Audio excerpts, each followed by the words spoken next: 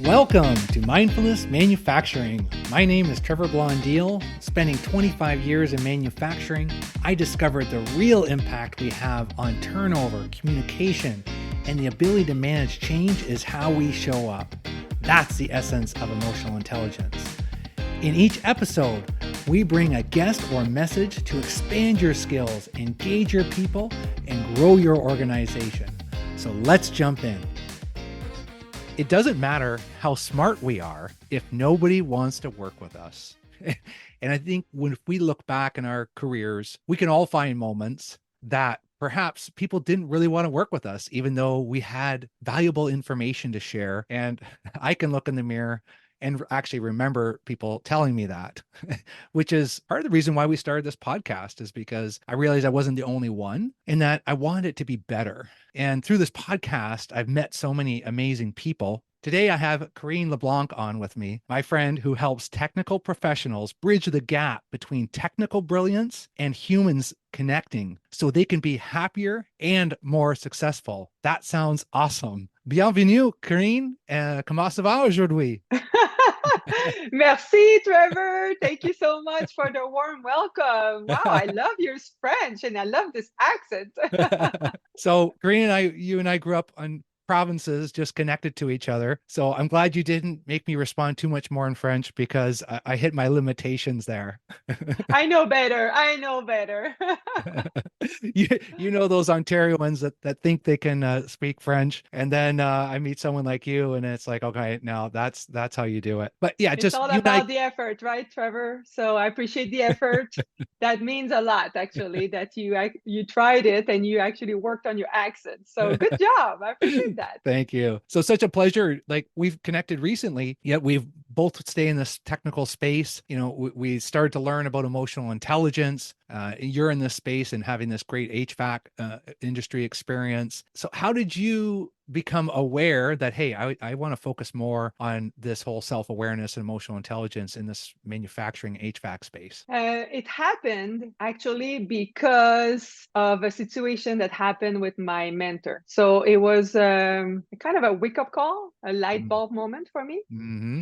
And I was just working, every day, like life as usual. And one day I had a lunch with my mentor, and we sat down, and Mike was asking me, "So, Karine, what's going on with you?" And I'm like, "Nothing. Why?" "Well, you know what?" And then he proceeded to tell me that, "Karine, you're always mad. What's going on with you?" And I freaked out. Like, the way I reacted was not very good. I was like, "I'm not always mad." And when I said those words, it's almost like I saw myself, right? I heard myself and I realized, wow, yeah, he's right. I'm not happy. I'm not always in a good mood. I'm actually way more often in a bad mood than a good mood. And I'm not happy. So imagine the people working with me, right? So this is when I realized that there is more than just technical. There's more than just learning how to do my job and knowing the technical part. And this is when I started my transformation journey. And to tell you the truth, Trevor, it's funny because I didn't know emotional intelligence, right? So the first thing I did is I went to Google and I said, okay, what does that mean when you're mad all the time? And until after all those research, I was like, oh, okay, lack of emotional intelligence. But I had no idea, no clue what it was. So this is how I started, Trevor, towards that direction, right? About like kind of a light bulb moment, finding out like self-awareness. I had zero self-awareness. Well, you had a great mentor who you built a relationship. And I find that's a common thread among people like you and I, that we usually have someone in our life that cares about us. And that, for Mike, your mentor, he would have seen enough in you that you were ready to receive some feedback, because there's sometimes people just aren't ready for that feedback. And even though you responded that way, it still was the moment that triggered for you. I agree with that. And to tell you the truth, Trevor, I had two mentors, and I had one one that was very close to me, way closer than Mike. Mm-hmm. And he had told me in the past, and I didn't receive the feedback. I Ah. was like, I think because we were too close. So Mm-hmm. it's almost like when your parents are telling you something, you don't listen, but then your uncle or friend says the same thing. And then you're like, oh, yeah, that makes sense. And then you listen to them. So it's very interesting. I never realized this until you mentioned this right now. So it's a good point that with Mike, I didn't have that same closeness Mm-hmm. than with my other mentor, and then he had a bigger impact because of that. And one thing that I don't know if you teach, but receiving feedback, well, I feel like it's a gift, right? It's Yes. free too. So if I didn't take that feedback, I would never be the person I am today, and I would have never transformed, never changed, and maybe I would, but it would have taken way longer. So it's a big deal. Yeah. And I think that's just the nugget right there for listeners is that one, are you ready? Like, are you ready to receive feedback? I think that's got to be the foundation. But then two, have you made it public knowledge that you're open to feedback? Because there's some people that, we just don't feel comfortable doing that. How do you go about, like, did you start like inviting people more for feedback, or where did you go from that meeting forward? Well, after that, I told my team that I was working on myself and I was working on emotional intelligence. So by telling them, it's almost like I made my goals public, right? Or my goal public. Mm-hmm. So it's like telling everybody you're going to run a marathon. Then everybody's going to ask you about Uh-huh. this. They're going to ask you how you're doing. And then you have some accountability, right? So by telling my team, I remember storming back in the office, being pissed or frustrated, it's a better Yeah. word, about an order that has been like placed with the wrong voltage, for example. And then I remember clearly my team looking at me say, Karine, EQ, Karine, EQ. So right away I was like, oh, yeah, that's true, right? So So you I got kind of told them that I wanted to receive some feedback. Yes, sorry. Yeah, that's powerful. Like you got to the point where they would just say green EQ and that would trigger you to kind of ground yourself again. Absolutely. And not only vocally in person, in text. We had a group text. And I remember very clearly another time that my colleague wrote EQ in the text. And I was like, she didn't have to say Ah, anything else. I got the message. And right away, I switched because at the beginning, it's hard, right? It's, yeah.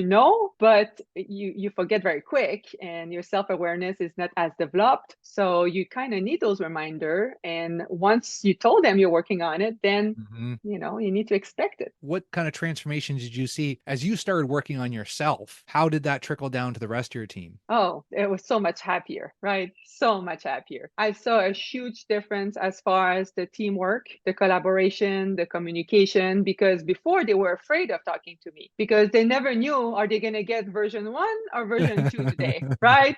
Yeah. So, and it's interesting because I often complain about some managers that you never knew what kind of mood they were in that day. And I Mhm. would have to talk to somebody else in the office, say, hey, what kind of mood is our boss today? Can I go ask him something now or should I wait? Right. And Mhm. then I was that person. So it's kind of sad, but I think it's a good thing, right? So you grow and you Yeah. change, and it's all positive at the end. Yeah, yeah, because the more that we can demonstrate the behavior ourselves, and I love how you vocalized it, right? You made it public. They got to see that you're willing to do the work, that you're not looking for other people to change, and that just creates that transformational environment, right? When they say, "Okay, so thank goodness Karine sees it now, and I can type in the chat EQ, and I know that will bring the temperature down, right? Because we're either bringing the temperature up or bringing it down. So you got people with buckets of water around you that are willing to help." With the fire to make sure it doesn't get out of control. Yeah, absolutely. And you know what, Trevor? I saw a huge difference with my clients. Because Mm. at one point, the clients were not calling me, they were calling my teammate. And I don't know if I wanted to see it, but this was a big difference is my relationship with the clients improved tons. And I enjoyed it even more after that, right? I was getting Mhm. closer. And I think self-awareness is a big deal because we're human, right? We all have bad days and good days. And emotional Mhm. intelligence is not about always being happy and in a good mood. But if in the morning I get up and I know that today I'm feeling cranky or I'm tired, well, I know it. So when I pick up the phone, I'm going to put my big smile and say, hey, Trevor, how are you today? How can I help you? Right? So I don't feel like it, but Yeah. I'm aware of how I feel and I'm going to change things. I'm being intentional for what I know. Mm. And that's it. Yeah, because if we think about our audience, that can affect our mood, right? If we think, "Well, how do I want to show up today?" And it's just having that connection of if I show up a little bit happier, then we know we'll make more parts or we'll sell more parts if we have a more positive energy to what we're bringing to the table, right? I always say bringing that temperature to the room to make it cooler and more comfortable and more conversational, and just get more information on the table when you feel safe and that your leader is not going to have to worry about version 1 or version 2. Exactly. And I think it's important to be able to tell your team when you're not feeling well, right? If you don't feel like you want to put a mask today, right? You Mhm. don't feel like even pushing through with that smile because you have sick kids or you didn't sleep last night, then what I would do is on Monday morning when I'm tired or I didn't sleep well, I would just tell my team, "Hey, can you please leave me alone today? Just I Mhm. had a tough weekend, this happened," or even I didn't have to explain. And guess what? They would leave me alone. So Mhm. before, the version 1 would not say anything, the Korean version 1 would not say anything. And then I would expect them to read my mind and know that I had a bad weekend and I was tired. So then I would be moody, trying to show that I'm not receptive and I'm tired Yeah. and to not bother me instead of saying it, right? To being vocal about it. Yeah. Then they know and they leave me alone. And I'm like, wow, this is such a simple twist, but it makes such a difference. And it helps in the team dynamic, to be more communicating basically. So if you think back to that time and maybe before you were ready for feedback,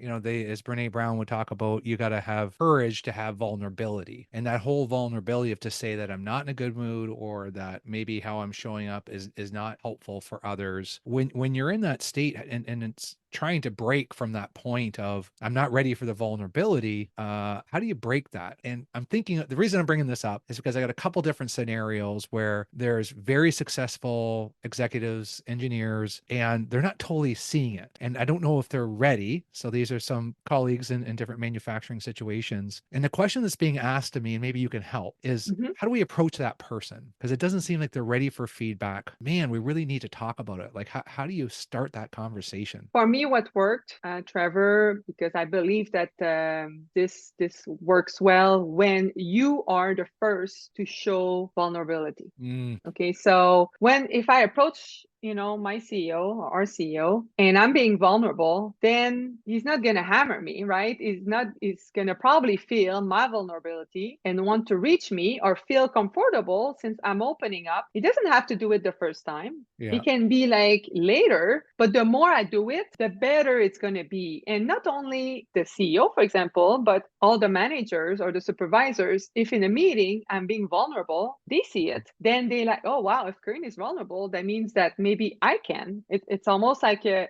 safe zone, right? They can Yeah. they can talk to us. And then I feel like we're so good at using emoji, right? On text, oh, emoji here, emoji there.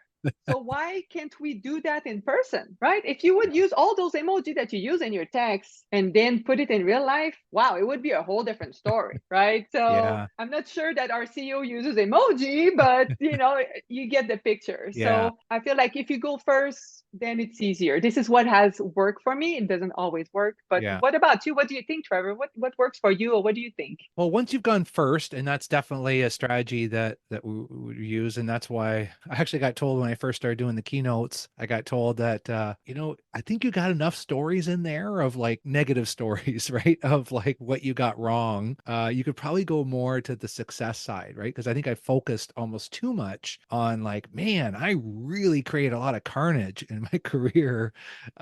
But people are looking for success stories. So I think it's that balance. So I see that and definitely agree with you that that works. And then it's kind of like that next level. If there's some people in your organization that are doing that vulnerability, and then the person still is not looking at themselves, right, and not open to that.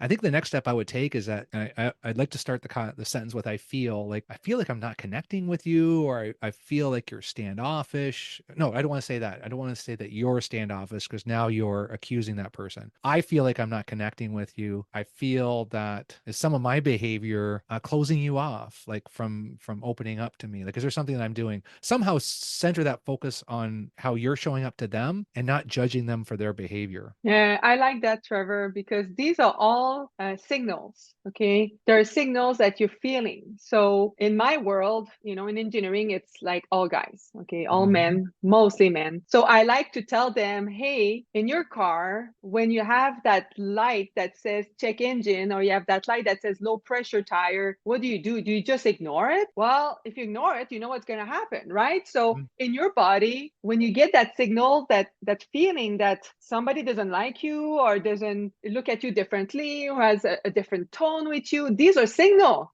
So if Yes. there's a signal, if you push it away, you know what's going to happen. You have to remember it's data, right? It's information. And the more data you have, the more information you have, just like your car, the more signal, you need to do something about it. Otherwise, your car is going to break down. So when you give that analogy, Yeah. then they get it because they love cars, right?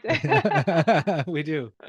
We do. So, okay, so I could use that in that situation where I could come and I could say to you, "Hey, Karine," and I could use that analogy you just did, that metaphor, and say, Mhm. like, I'm getting a signal, like there's something wrong, and I could be wrong, but this is the signal that I'm getting, and I need your help to understanding. Like, am I getting a mixed signal? Like, are you really happy? Because sometimes it just seems like you're angry, and I could be reading you wrong. I don't know, but like, how are you doing? Like, are you happy with, what's going on? Or like, just try to get some conversation going. I think it's great. I think it's a great idea, Trevor. And it's not always easy, right? Some Mm-mm. people are closed off because they don't want to show their emotions. They believe that when they do that, it means to be weak. And I used to think that because it was the way I was raised. So if you show emotions, you're weak, and you're not weak. We're strong people. So you Yeah. don't cry, you don't complain, you don't show emotions, we don't hug because that's all weak. And some other people were raised this way, depending of the culture, depending were they're first in the family. There's so many reasons, but when you show that this is okay, right, then everything makes a difference. But it takes time. We have to be patient, and you have to lead the way. You need to walk the talk. So if you want people to be vulnerable, well, maybe look at yourself, put a little mirror and say, am I being vulnerable? Yeah.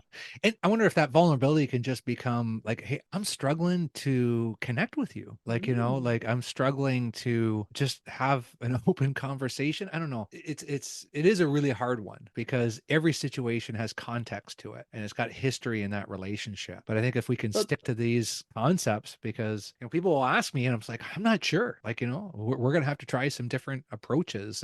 But I think if we can, take some of your tips and just start with that vulnerability and just have that conversation because it needs to be had because we can't have Karine mad forever, right? Like somebody had to go for lunch and they just and they cared about you. Otherwise, they wouldn't have had that conversation with you, right? And it's just transformational.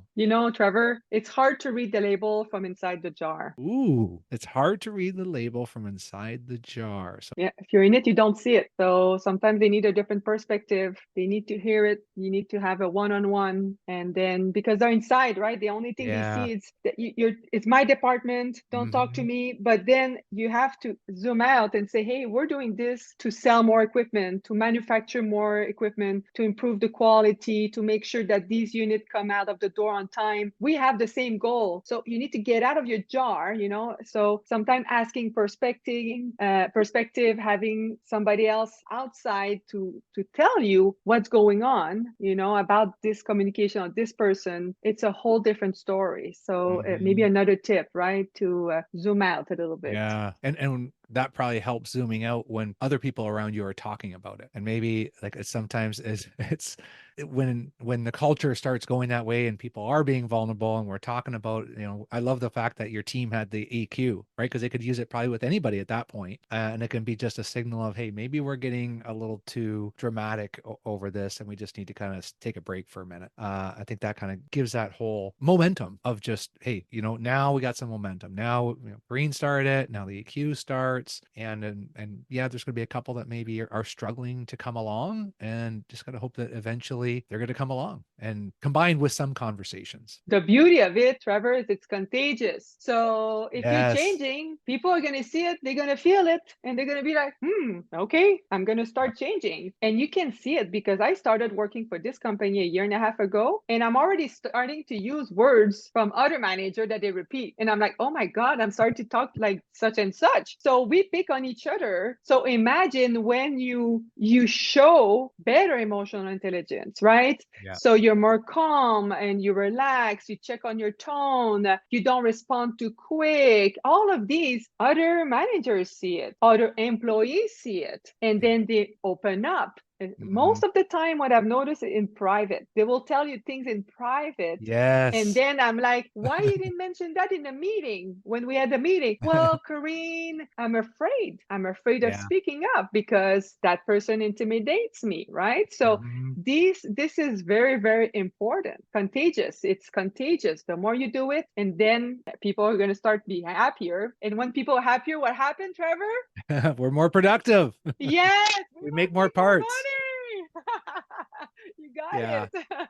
Yeah, and that ties into the whole safety, and we can be more open and talk about that. And you and I were both at the NSA event when they talked about the NASA example, right? With just communicating and feeling safe to say, hey, maybe this isn't ready to go, versus, hey, the whole world's expecting this to take off. And you tell that story well. Yes, absolutely. It's a beautiful story that about the Columbia Space Shuttle, and I don't want to go through the whole story, but one little communication problem may have, I'm not saying it could, but it may have helped save the life of those astronauts that passed away Mhm.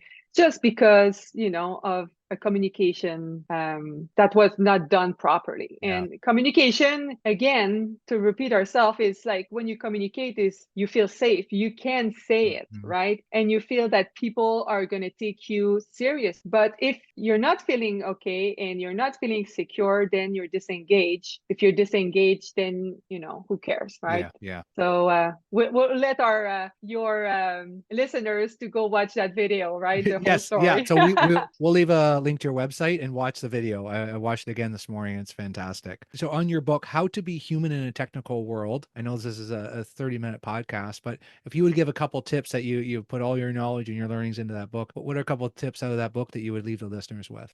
This book, I really made it because I really wanted to inspire others. I wanted to impact people to change behavior. And I could not do that only by speaking because you speak to some people here and there, Hmm. but there is a big world.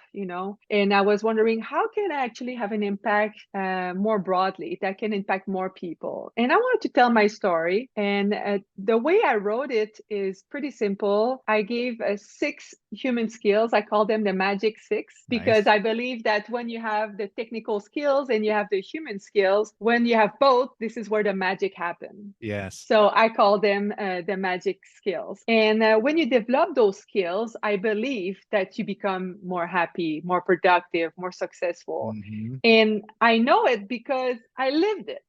So this is why I wanted to write that book. And also I wanted to point out, Trevor, since you asked, during the chapter for those 6 skills, I actually have takeaways and actions that you can take. So it's really focused on the tools that you can apply right away. So it's very clear steps you can apply today if you want to. And I'm not telling you need to take them all, but there's plenty to Yeah. choose from. So you can take the one that seemed the easiest for you to apply now, and then you can go down the list. So if you're just starting out and you're realizing that, hey, I need to dive into this a little bit more, which one of the 6, let's give us an example of that was important to you.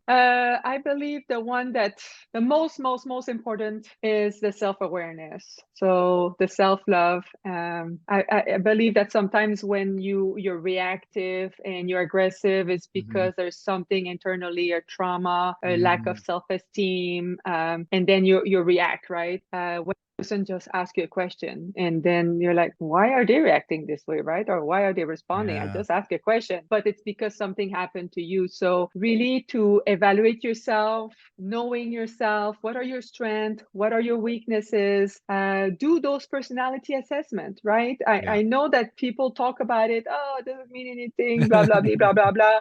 But you know what? We've done it in our company, and even if I knew how my coworker were, the fact that we went through that exercise again Yes. and we're specific about it, and then everybody knew it and we mapped it out, and I realized that I was the only I dominated in Ah, the whole team. And then I'm like, oh, okay, this is why I struggle, right? And then when I see that like 90% are D dominant, yeah. and then they're technical and detail oriented, and I'm not Yeah. detail oriented, then I'm like, oh, okay, so on next meeting I'm going to try to prepare better, be more detail, so all of this, when I want to communicate and collaborate, I think about this. Who am I Mhm. talking to? So again, it's self-awareness will make a huge difference in the way you understand and manage your emotion, because you know how you are. Yeah. Yeah, I'd agree with that. You Is agree? even just the way I really like the way you worded it, Karine, where it's just kind of like, hey, if I notice myself, can I notice myself being defensive, right? Can I just check to see that maybe my I would have to look in the mirror and sometimes the vein in my forehead would start to come out. But or something I couldn't even feel it, right? So it's kind of like why am I getting so tense, right? Like Yes. is that helping the conversation, or is it just for my feeding my own ego of just showing that I'm going to get upset if it doesn't go my way, and then really but what's behind that? And it was really for me it was just a lack of skill to Mhm. really carry on that dialogue. I wouldn't have had to get upset if I had the skill of creating a better conversation. And so having that self-awareness, starting with that, yeah, definitely the foundation. And the And beauty is you can apply it at home, right? Because oh yeah. all of this happened at work, but of course when you go home and you have to face your family, and then you're reactive, like, oh, why am I acting like this? I Yeah. My best friend said something to me last week, and the words that came out my mouth was like, who's that person? Why am I reacting like that? And I told her, I'm so sorry about this, let me work on myself, let me see why I responded the way I did. Yes. And I'm not sure who that person was talking, but that was not me. I didn't mean to, Yep. but I did. So there is Mm. something who triggered it. So then I went back. I took a couple days, but I told her, right, I'm taking a couple days. And then I reflected on this. I discussed it with my therapist. And then I was like, oh, okay, these are the 5 reasons why I reacted this way. Five But if I, reasons. 5 reasons, and I told that to my best friend and I shared it with her. So if I didn't do that, then maybe it would have ruined our relationship, or maybe put like a little something into it, right? That would linger, Mhm. and then we would have maybe grew apart even more. But I did no way. I'm not gonna ruin a relationship because of this. I looked at it, and I'm so glad to see that with all the work I've done, I still have to work on it every day, right? It's not like, okay, I have high emotional intelligence, boom, boom, boom, Yeah. I passed the test, I'm a certificate, I have my certificate, and I'm gone, right? It's Yeah. a constant battle. I was so surprised by how I reacted. So, yeah, what do you think, Trevor? Do you use it on the personal level too? And Well, I had 100 stories of different times. Of sometimes it was different people I was working with, but there were 100 personal stories. And the one about my kids, rise to the top. And I'm really grateful that I started my journey when my kids were teenagers, young teenagers, and thank goodness I did, because the way that I was parenting would not have worked. I mean, it wasn't. If I had to do it over, I would have obviously. I think we're all in that situation, but of really course. just whether it's dealing with my mom, and I'm trying to have a better relationship with her, and I believe that's getting better. And Mm-hmm. same thing with my kids, and it's that constant practice, though. It's practice forever. And it's sometimes it's kind of like the more that you practice and you learn, it's like, oh, I still got all this work to do because I'm feeling this way. And it's like, oh, I know that the one I just told my son the other day that he was driving and he had some emotional situation in the car. And I said, and actually what helped him was I told him, I said, hey, yesterday we were coming back from the gym at 6:30 in the morning, take a left, come into our subdivision. And this person, and I'm like they're going so slow around the corner. So I'm like right behind them. And then they don't use their signal. And then they go to turn left and they kind of like pause right in the middle. And I almost hit them. And at first I'm kind of like, what a goofball. Why would they stop and do that? And Diana's kind of like, my wife, she's kind of like, well, they probably did it because they're annoyed with you. And it's like, and I told my son, it's like, the only reason I was in that situation is because I was the one that was getting close to them. And I was starting to put that fuel on the fire. And if I would have just remained calm, keep my distance, kind of watch them from afar, nothing would have happened. So really, it's not about what that Wow. person, that driver did. It's about what I did. And his situation wasn't different. So when he sees his dad who teaches and does this stuff and still gets it wrong, it's Good personal job, and Trevor. business. Good So, job. Good but job. now it's kind of Because like, this is being vulnerable, right? So good job. don't follow that person so close. You're creating the problem, Trevor. Oh, great. You're awesome. Thank you so much for just You're being more who awesome. you are, telling your story, showing that, especially, Canadian women in manufacturing and engineering and just how I can learn from you. We can help this industry together. How do our listeners best follow you and learn more? Well, before I tell them, I have to thank you because your podcast is amazing. Really, you're Thank so you. authentic, and this makes a big difference. I really like that. I like that it's more a conversation, right? So Thanks, you're there and you spend time to help us and man. help the world. So thank you for what you do. So if your listeners are interested, my website is my first name and my last name, so KarineLeblanc.com. And I'm also on LinkedIn, I'm on Instagram, I'm on Facebook. It's the same name, nothing changed, very easy. Remember, I'm blonde, so I have to make it easy. I'm joking, I'm joking. I was told to not do that joke anymore, right? It's not good. It's So, okay on yes. here because we're authentic and it's just fun. Yes, yes, we're both authentic, absolutely. Right on. Well, thanks so much, Karine. And we'll leave those links in the show notes. Have a great day. And thank you. Hey, folks, appreciate you taking the time to join us today. If you enjoyed this episode, share it with someone. Haven't subscribed yet? Do it now.